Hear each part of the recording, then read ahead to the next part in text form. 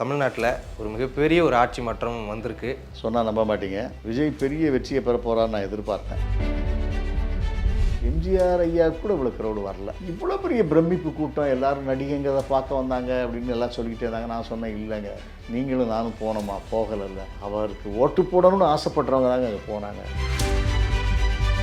Pandey sir, மற்ற reporters, நிறைய பேர் சேனல் நடத்துகிறவங்கெல்லாம் 2 சீட்டுக்கு மேலே வரமாட்டா சார், 2 சீட்டுக்கு மேலே வந்தாருன்னா நான் அந்த பதவியோடு ராஜினாமா பண்ணிக்கிறேன் சார், வர சான்ஸே கிடையாது சார்.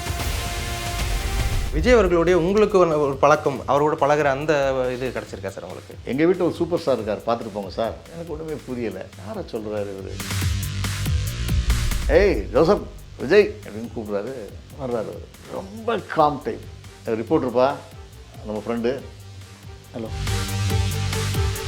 காதலுக்கு மரியாதை பண்ணும்போதே அவருக்கு இந்த அரசியல் ஆசை வந்துட்டு, என்ன சொல்கிறீங்க அப்படின்னா, ஆமாம் தம்பி, அப்பாவுக்கும் பையனுக்கும் சண்டை, நீ ஏன், உனக்கு எதுக்கு அரசியல், நீ அங்கே போன வச்சேன்னு சண்டை. அந்த நேரத்தில் சங்கிலி முருகன் சொல்கிறாரு, அடிச்சுட்டாரான். ஒழுங்கு மரியாதை சினிமா விட்டுட்டு என்னடா அரசியலுக்கு தான் தலைன்னு டமான அடிச்சுட்டாரான். Periyar Maniamma Institute of Science and Technology, Tanjavur, AAA with specialization in electric vehicles and energy engineering. உங்கள் சத்யாவில் குளு குளு ஏசி ஆஃபர். வணக்கம் சார், எப்படி சார் இருக்கீங்க? நல்லா இருக்கேன் போயிருக்கு. ஓகே சார், இப்போது தமிழ்நாட்டில் ஒரு மிகப்பெரிய ஒரு ஆட்சி மாற்றம் வந்திருக்கு. என்ன நினைக்கிறீங்க? நீங்கள் எதிர்பார்த்தீங்களா? சொன்னால் நம்ப மாட்டீங்க. விஜய் பெரிய வெற்றியை பெற போகிறான்னு நான் எதிர்பார்த்தேன். நான் என்னுடைய நடிகர், என்னுடைய நண்பருமான என் கூட நடித்தார், மணமகளே வான்னு ஒரு சீரியல் பண்ணிகிட்ருக்கேன். அந்த யூனிட்டில் ஹீரோ விக்னேஸ்வரன் பேர். நாங்கள்லாம் உட்காந்து பேசுவோம். எங்களுக்கு எதிரணியாக 2 நடிகர் உட்காந்துக்குவாங்க எப்போதுமே. ஏங்க மண்ணை கவ போகுதுங்க தாவேக்கா அப்படிம்பாங்க. இல்லைங்க, தமிழ்நாட்டில் பெரிய கலக்க போகிறாங்க, நானும் தம்பியும் சேர்ந்து சொல்லுவோம். எனக்கு பெரிய கான்ஃபிடென்ட் இருந்துச்சு. எப்படி வந்துச்சுன்னா, விஜய் முதல்ல கேரளாவில் அந்த கட்சி ஆரம்பித்ததும் கேரளாவில் ஒரு வெளி ஸ்டேட்லேயே இவருக்கு பயங்கர க்ரௌடு. கேரளா ஷூட்டிங் போகிற இடத்துல அவருக்கு அவ்வளோ பேர் நின்று பார்த்தாங்க. கட் பண்ணி தமிழ்நாட்டுக்கு வந்தாருன்னா தாங்க முடியாத ஒரு க்ரௌடு. அதாவது எம்ஜிஆர் ஐயா கூட இவ்வளோ க்ரௌடு வரல. இப்படி ஒரு கூட்டத்துக்கு வந்து 40 பேர் 42 பேர் சாவுறதெல்லாம் சரித்திரத்தில் எந்த அரசியல்வாதிக்கும் கிடையாது. இவ்வளோ பெரிய பிரமிப்பு கூட்டம், எல்லாரும் நடிகைங்க அதை பார்க்க வந்தாங்க அப்படின்னு எல்லாம் சொல்லிக்கிட்டே இருந்தாங்க. நான் சொன்னேன், இல்லைங்க, நீங்களும் நானும் போனோமா? போகலைல்ல. அவருக்கு ஓட்டு போடணும்னு ஆசைப்படுறவங்க தாங்க அங்கே போனாங்க. சத்தியமாக அங்கே போனவங்கலாம் ஓட்டு போடுவாங்க, மிகப்பெரிய வெற்றி அடைவார். இது சாதாரணமாக எனக்கு இந்த பாண்டே சார், சாணக்கியா அதில் இருந்துக்கிட்டு, மற்ற ரிப்போர்ட்டர்ஸ், நிறைய பேர் சேனல் நடத்துகிறவங்கெல்லாம் 2 சீட்டுக்கு மேலே வரமாட்டா சார், 2 சீட்டுக்கு மேலே வந்தாருன்னா நான் அந்த பதவியோடு ராஜினாமா பண்ணிக்கிறேன் சார், வர சான்ஸே கிடையாது சார். எனக்கு எவ்வளோ தப்பாக பேசுகிறாங்க இவங்க. எந்த மனோநிலையில் இருக்காங்கன்னு எனக்கு புரியலை. என்னென்னு கேட்டிங்கன்னா, ஒரு மனிதனுக்கு தூத்துக்குடிக்கு வராது, தூத்துக்குடியில் கடல் மாதிரி கூட்டம் வரும், எப்படி வரும்? இதை யோசிக்கணும். நம்பர் 2, இதுவரைக்கும் ஒரு வீட்டில் குழந்தைங்கள்லாம், அப்பா விஜய்க்கு தான் ஓட்டு போடணும், மாமா விஜய்க்கு தான் ஓட்டு போடணும், தாத்தா விஜய்க்கு தான் ஓட்டு போடணும் அப்படின்னு இதுவரைக்கும் தேர்தல் வரலாற்றில் யாரும் சொன்னது கிடையாது. இப்படி ஒரு கூட்டம் சொல்லிக்கிட்டு இருக்கு. அவங்க நான் போட போகிறேன், போட்டேங்கிறாங்க. இன்னொரு விஷயம், சென்னையிலேருந்து நாளைக்கு எலெக்ஷன் அப்படின்னா 100 பஸ்ஸு ஹவுஸ்ஃபுல்லாக போயிட்டுருக்கு. அந்த பஸ் ஃபுல்லாக இடம் கிடைக்காத அளவுக்கு ரோடு ஃபுல்லாக நிற்கிறாங்க. கோயம்பேட்டிலேருந்து உதயம் தேட்டர் வரைக்கும் க்ரௌடு நிற்கிறாங்க, நெருக்கி நிற்கிறாங்க. ஏன்னு கேட்டால் விஜய்க்கு ஓட்டு போட போகிறவங்க. இதையே இவங்களுக்கு மண்டையில் ஏறல. அவ்வளோ பேரும் ஓட்டு போட தான் போனான். இது வரைக்கும் வரலாறுல யாருமே போகலை. காலேஜ் ஸ்டூடெண்ட்ஸ் போகல, ஐடி ஸ்டூடெண்ட்ஸ் போய் ஓட்டு போடவே இல்லை. யார் ஜெயிச்சா என்ன, 2 கட்சியில் எது வந்தால் நமக்கு என்னட்டு கேஷுவலாக வாழ்ந்துட்டு இருந்தாங்க. பொண்ணுங்க ஜெயின்னு திரண்டு ஓட்டு போட்டாங்க, விஜய்க்காக தான் போட்டாங்க. எல்லாம் விஜய்க்குன்னு ஓப்பனாக வேற சொன்னாங்க. அது இந்த கணிப்பாளர்கள் மண்டைக்கு ஏறவே இல்லை. இல்லை, இவ்வளோ பேர் வராங்க, இவ்வளோ பேர் ஓட்டு போடுறாங்க, எப்படி அவர் ஜெயிக்காமல் இருப்பார் அப்படிங்கிறது கொஞ்சம் கூட யோசிக்கல. இப்போ நான் சொன்னேன், ஒன்று தனி மெஜாரிட்டியாக வருவார், அல்லது எடப்பாடியோட கூட்டணி போட்டு ஆட்சி அமைப்பாங்க. இது கன்ஃபார்மாக நடக்கும். இந்த 2ல் ஒன்று நடக்கும் அப்படின்னு அதிமுகவுடைய கொள்கை பிறப்பு துணை செயலாளர் ஐயாத்துரை பாண்டியன்னு ஒரு நண்பர் இருக்கார், அவர் தலைமன் கோட்டையில் இருக்கார். அவர்கிட்ட நான் சொல்லி சண்டை போடுறேன். அவரையோ உமக்கு என்ன லூஸா, நீ என்ன பைத்தியமாக, அந்த சினிமாக்காரங்களாம் இப்படி தான் முட்டாத்தனமாக பேசுவீங்க அப்படின்னு திட்டுறாரு. எப்படியா ஜெயிக்க முடியும்? திமுகவுக்கு 30% இருக்குது, அதிமுகவுக்கு 27% இருக்குது, அதே 60% ஆகிப்போச்சு. 80% தான் ஓட்டு விடும். அப்போ 20% இருக்குது, 20% சீமான் கொஞ்சம் பிடிப்பார், அது கொஞ்சம் பிடிப்பார். இவரோ கணக்கு சொல்கிறாங்க, ஒரு விஞ்ஞான கணக்கு, அரசியல் விஞ்ஞானிகளாக இருக்காங்க. சார் இல்லை சார், இந்த அரசியல் விஞ்ஞானிகள் போடுற கணக்கெல்லாம் விஜய் மாறும், டெஃபினட்டாக அடித்து வருவார் பாருங்கள். எப்படி சொல்கிறீங்க? அதெல்லாம் குருட்டாம்போக்கில் கூட அடிப்பார் சார். இந்த குருட்டாம்போக்கெல்லாம் சினிமாவில் தாங்க, அரசியலில் கிடையாதியா, இங்கெல்லாம் புள்ளி விவரம் கணக்கு இருக்கியான்னு எல்லாம் சொன்னாங்க. பிரசாத் ஸ்டுடியோக்கு ஏற்ற ஒரு பேப்பர் கடைக்காரர் இருக்கார், அவர்லாம் நான் சேலஞ்ச் பண்ணி பந்தயம் கட்டியிருக்கேன். 1000 ரூபா பந்தயம், இந்த மாதிரி 2-3 பந்தயம் போய் கேட்குறேன். நாங்களே தோற்று போய் நொந்து போயிருக்கோம், நீங்கள் பந்தயத்தை போய் திருப்பி கேட்குறீங்க, யாரும் தர முடியான்ட்டாங்க. நம்மளும் வந்து பணத்துக்காக போடலை, சொல்கிறேன். இவ்வளவு மக்கள் சொல்லியும் அவன் 2 சீட்டு தான் வருவான், 3 சீட்டு தான் வருவான், வரமாட்டான், அப்படி இப்படின்னு இந்த அரசியல் விஞ்ஞானிகள் கணக்கு போட்டதெல்லாம் ரொம்ப அபத்தமான ஒரு விஷயம். கண்டிப்பாக. சரி, நீங்கள் விஜய் அவர்களுடைய உங்களுக்கு ஒரு பழக்கம், அதாவது நிறைய செஞ்சுருக்கீங்கன்னு, அவரை சந்தித்து அவரோட பழகிற அந்த இது கிடச்சிருக்கா சார் உங்களுக்கு? அவர் பெரிய சூப்பர் ஹீரோ ஆனப்புறம் என்னால் பார்க்க முடியல. அவங்க அப்பா பிஸியாக இருக்க காலத்தில் நான் ரிப்போர்ட்டராக இருந்தேன். நீதிக்கு தண்டனை, சட்டம் ஒரு இருட்டறை, அந்தா கானூன் படம்லாம் பண்ணிகிட்டு இருக்கும்போது அப்புறம் அவர் ஒரு இன்டர்வியூ பண்ண போயிருந்தேன். டைரக்டர்ஸ் காலனியில் ரங்கராஜபுரம், அங்கே ஒரு வீடு வாடகைக்கு எடுத்துருந்தார். அப்புறம் இன்டர்வியூ பண்ண போயிருக்கேன், பேட்டி எடுத்துக்கிட்டே இருக்கிறோம். பேட்டியெல்லாம் முடிஞ்சு ரஜினி சாரை பற்றி ஆஹா ஓகோன்னு சொல்கிறாரு, பாக்கியராஜை பற்றி ஆஹா ஓகோன்னு சொல்கிறாரு. நான் இன்டர்வியூலாம் பண்ணி முடிச்சுட்டு சரி சார் நான் போயிட்டு வரேன் சார் அப்படின்னா. எங்கள் வீட்டில் ஒரு சூப்பர் ஸ்டார் இருக்கார், பார்த்துட்டு போங்க சார். ரஜினிகாந்த் மட்டுமே சூப்பர் ஸ்டார் இல்லை சார், எங்கள் வீட்லேயும் ஒரு சூப்பர் ஸ்டார் இருக்கார். எனக்கு ஒன்றுமே புரியலை, யாரை சொல்கிறாரு இவர் அப்படின்னு. விஜய் ஒரு ஒயிட் க்ரீன் கலர் டவுசர் போட்டு அப்படி, ஏய் ஜோசப் விஜய் அப்படின்னு கூப்பிட்றாரு. வர்றாரு அவர், ரொம்ப காம் டைப், அது பேசவே மாட்டார். டேட் ரிப்போர்ட்டருப்பா, நம்ம ஃப்ரெண்டு. ஹலோ, இவர் தான் சார் எதிர்கால சூப்பர் ஸ்டார். யார்? எஸ்எஸ்சி சொல்கிறாரு. அவரை பார்த்து அவருக்கு வந்து அரசியலில் சிஎம் ஆகும்னு அவர் எதிர்பார்க்கல. ரஜினி சார் மாதிரி ஒரு பெரிய சூப்பர் ஸ்டாராக பையன் வருவான், அவனை நான் கொண்டு வந்துடுவேன் அப்படிங்கிற கான்ஃபிடென்ட் அவருக்கு இருந்துச்சு.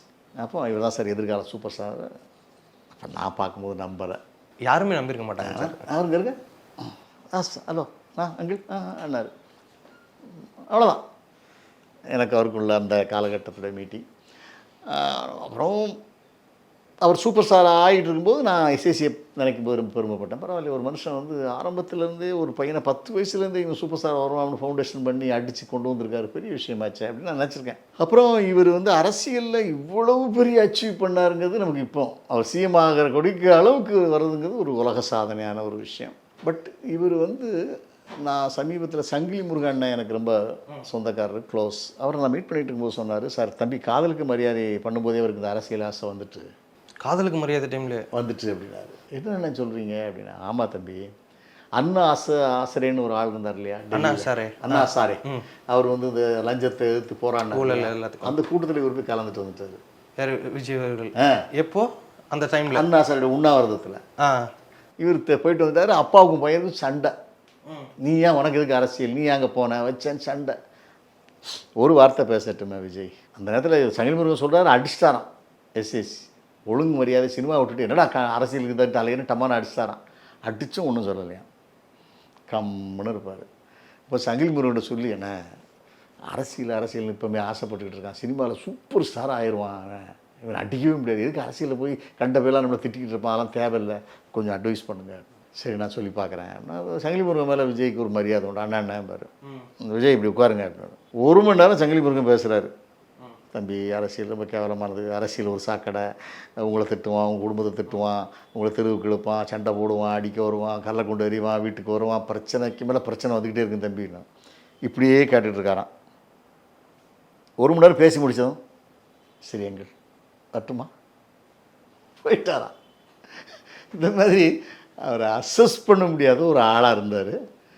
பட் அவர் இந்த சௌத்ரி சார் மாதிரி ரொம்ப காம் மேன். ஆனால் மேடையில் தனியாக சீமான் ரேஜுக்கு உடச்சி கையை விரித்து பேசினார் பாருங்க, அது மக்களுக்கு பெரிய கேட்ச் ஆகிடுச்சு. அப்போ என்னது ஸ்டாலினை வந்து பாருங்காரு, அண்ணா ஸ்டாலின் அங்கிள் அது இங்கே ஒரு ஆள் தான் எனக்கு எதிரி அப்படின்னு சொன்னால் மக்களுக்கு எப்போதுமே ஒரு ஆளுங்கட்சி மேலே ஒரு அதிருப்தி இருந்துக்கிட்டே இருக்கும். எப்போதும் எல்லாருக்குமே, அது கட்சிக்காரங்களுக்கே இருக்கும். டிஎம்கே கட்சிக்காரர்கள் கூட கொஞ்சம் இருக்கும், என்னடா சம்மந்தப்பட்ட ஆட்கள் மட்டும் சம்பாதிக்கிறாங்க, நம்ம சம்பாதிக்க முடியலையே ஒரு இயக்கம், நமக்கு பதவி கிடைக்கலையே ஒரு இயக்கம். ஒட்டுமொத்தமாக அதிமுககாரங்களுக்கும் இந்த மாதிரி எடுத்து பேசினா பிடிக்கும். எடப்பாடி வந்து விஜய் அளவுக்கு போல்டாக இறங்கி பேசலை, ஒரு மாதிரி பாலிஷ்டாக போகிறாங்க. ஏன்னா நாளைக்கு ஜெயிச்சா அவரை பார்க்கணும், தோத்தா பார்க்கணும், இப்படி ஒரு சின்ன கண்டிஷன்லேயே வாழ்ந்துருந்தாங்க. இந்த விஜய் வந்து உடைச்சிருந்தார். தேவையில்லை, யாரும் வந்தால் நாங்கள் தான் வருவோம், நாங்கள் ஜெயிப்போம் அப்படின்ட்டு அடித்து விட்டார். மக்கள் நம்பிட்டாங்க, குத்துன்னு குத்திட்டாங்க. அப்போ கூட நான் என்னுடைய நண்பர்கிட்ட எல்லாரும் நான் சொல்லிகிட்டே இருப்பேன், எங்க நீ தப்பாக இடப்படுவீங்க, எல்லா பேரும் குத்துன்னு குத்திட்டாங்க, விஜய் தாங்க வரப்போகிறாரு, சும்மா இருங்க சார், 170 சீட்டு திமுக வரப்போகுது சார், நீங்கள் பாட்டு பேசாமல் இருங்க சார், 2 சீட் பெரம்பூர் ஜெயிக்காரா பாருங்க அப்படின்னாங்க. என்னங்க இப்படி சொல்கிறீங்க? எங்க அவருக்கு யாரை கேட்டாலும் அவருக்கு தான் போட்டான்றான், விசில்ங்கிறான். நான் ஒரு கல்யாண வீட்டுக்கு போகிறேன், நான் வந்து விசாரிப்பேன் கொஞ்சம், ஆமாம் என்ன ஆச்சும்மா, எங்கே ஏமா லேடிஸ்லாம் எங்கே யாருக்கு போட்டீங்க? நாங்கள் விசில் தான். எப்படி சொல்கிறீங்க விசில்னு? ஆமாம் விசிலுக்கு தான் போட்டோம். இந்த ஏடிஎம்கே டிஎம்கேலாம் பணம் கொடுத்துருப்பாங்களே, பணம் என்ன அவங்க பணமா, நம்ம பணம் தானே, வாங்கிக்கிட்டு மாற்றி குத்திட்டோம், இப்படி சொல்கிறாங்க எல்லாரும். இது எல்லா ரிப்போர்ட்டருக்கும் தெரியும், யாரை கேட்டாலும் விசில்னு சொல்கிறாங்கன்னு தெரியும். தெரிஞ்சுக்கிட்டும் பெரிய பெரிய விஞ்ஞானி மாதிரி என்ன சொல்கிறாங்க, 3 சீட்ஸ் 8 சீட்ஸ் அதுக்கு மேலே வராது. அது ரொம்ப அபத்தமாக இருந்துச்சு. பட் அவர் வருவாருங்கிறது எங்களுக்கெல்லாம் கான்ஃபிடண்ட்டாக இருந்துச்சு. இதுக்கப்புறம் அவரோட அரசியல் போக்கெல்லாம் எப்படி இருக்குன்னு நினைக்கிறீங்க சார்? இப்பவும் நான் சொல்கிறேன், எதிர்கட்சிகளாக இருந்தாலும் சரி, சமீபத்தில் ஆண்ட கட்சிகளாக இருந்தாலும் சரி, அவருக்கு சப்போர்ட்டிவாக இருந்தாங்கன்னா அவங்க எதிர்காலத்தில் ஈஸியாக வருவாங்க. இவன் 6 மாதம் தானே இருப்பான், இவன் எப்படி ஆட்சி ஆடுவான் பார்த்துருவோம், ஆட்சி ஆட்டங்கன்றோம், அதுக்குண்டான வேலைகளை பார்ப்போம்னு பார்த்தாங்கன்னா அது அவங்களுக்கு மைனஸில் வந்து விடியும். புதுசாக நீங்கள் இவ்வளோ நாள் ஒரு பஸ்ஸு ஓட்டியிருக்கீங்க, இந்த பஸ்ஸில் என்னென்ன பிரச்சனை இருக்குங்கிறது அவனுக்கு சொல்லணும். உனக்கு இந்த பஸ்ஸை ஒன்று ஓட்டுறதுக்கு மக்கள் தேர்ந்தெடுத்துட்டாங்கப்பா, இதில் எவ்வளோ ப்ராப்ளம் இருக்குது, நீ பார்த்து ஓட்டிக்கப்பான்னு அவனுக்கு கற்றுக் கொடுக்கணும்.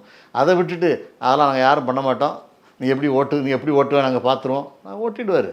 அவருக்கு அந்த ஃபண்டமெண்டல் தெரியும், ஓட்டுவார். ஓட்டும்போது என்னென்ன பிரச்சனை இருக்குன்னு பார்ப்பார், நடத்துவார். எல்லா மனிதனும் ஒரு ஐஏஎஸ் படிச்சுட்டு ப்ராக்டிக்கலாக ஐஏஎஸ்ஸாக ஏற்கனவே வேலை பார்த்துக்கிட்டு இருந்தவங்களுக்கு எல்லாம் தெரியும், சிஸ்டம் தெரியும், யார் இருக்கா, முருகன் ராமசாமி நீங்கள் வாங்க போன எல்லாம் தெரியும். இப்போ அந்த போயிட்டு இப்போ வேறு ஒரு ஆள் புதுசாக அந்த இடத்துக்கு வராருன்னா முன்னால் உள்ள அதிகாரிகள் சொல்லி கொடுத்துட்டு போவாங்க. அரசியல் என்னென்னா ஒரு பொறாமை, ஒரு காழ்ப்புணர்ச்சி இருக்குது. இவன் எப்படின்னு பார்த்துருவோங்க, வேடிக்கை பார்ப்போம், எங்கள் ஆள்லாம் அவனுக்கு சப்போர்ட் பண்ண மாட்டோம், நீ எப்படி ஜெயிக்கன்னு பார்ப்போம் அப்படிங்கிறாங்க. பட் இயற்கைன்னு ஒன்று இருக்குது இல்லையா, இப்போ ஓட்டு போட்டு அவனை ஜெயிக்க வச்சது இல்லையா, அவரை ஜெயிக்க வச்சது இல்லையா, மறுபடியும் அந்த இயற்கையை அவருக்கு சப்போர்ட் பண்ணும். ஓகே, எல்லாமே கற்றுக் கொடுக்கும், கற்றுக்குவார். பெரிய பெரிய ஐஏஎஸ் ஆஃபீஸர், ஐபிஎஸ் ஆஃபீஸர் எல்லாருமே இருக்காங்க. சார் இப்படி ஓட்டணும் சார், இப்படி ஓட்டினா வேண்டிய ஆக்சிடென்ட் ஆகும் சார், இப்படி நேராக போங்க சார், ஆட்டோமேட்டிக்காக நடந்துடும். எம்ஜிஆர் முதல்ல ஆட்சி அமைக்க போகும்போது இவர் எப்படி ஆட்சி அமைப்பார், 6 மாதம் தாங்குமான்னு சொன்னவங்க தான். ஜெயலலிதா அம்மா ஆட்சி அமைக்கும் போதும் இவங்க எப்படி ஒரு நடிகை எப்படி ஆட்சி நடந்துச்சு, விஜய்க்கும் நடக்கும் கண்டிப்பாக. சார் ஒரு விஷயம் கடைசியாக, விஜயகாந்த் அவர்கள் விஜய் என்ற மனிதனால் சாதிக்க முடிஞ்ச இந்த ஒரு விஷயத்தை விஜயகாந்த் அவர்களால் ஏன் சாதிக்கவே முடியல கடைசி? சின்ன கணக்கு சார், உங்களுக்கும் தெரியும் எனக்கும் தெரியும். விஜயகாந்த் ஏஜ், விஜயகாந்த் அரசியலுக்கு வரும்போது 60 வயசு, விஜய் வந்தது 49-50 வயசு.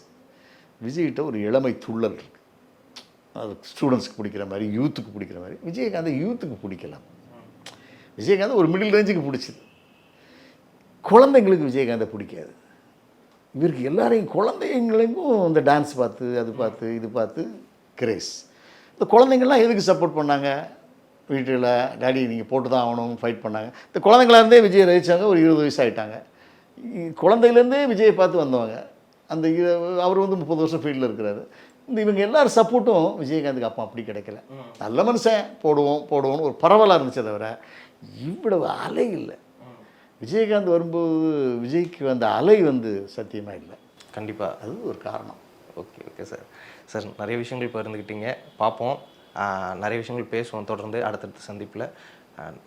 உங்களுடைய நேரத்திற்கும் கருத்திற்கும் நன்றி சார். நன்றி. இன்றைய அரசியல் நடைமுறைகளை பற்றி பேசுவதற்கு வாய்ப்பு கொடுப்பதற்கும் நன்றி. மறுபடியும் சந்திப்போம். நன்றி sir. Periyar Maniyamma Institute of Science and Technology, Tanjavur. AAA with specialization in electric vehicles and energy engineering. உங்கள் சத்யாவில் குளு குளு ஏசி ஆஃபர்.